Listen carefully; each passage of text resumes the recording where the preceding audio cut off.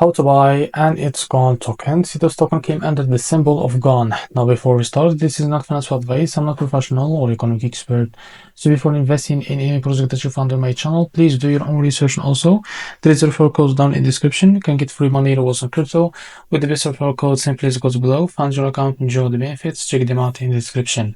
Now before going on buy this token, make sure to check the REFERRAL account and keep following the updates about this token. As you can see, this token is available on MEXC. To be able to buy this token is easy and simple. Click here to copy the token address. This token address is under this Solana network. Now open your KUCOIN. For that, go to your wallet and select the Solana as a network from here. Click on this plus icon and paste the token address here, as you can see. So this is our token.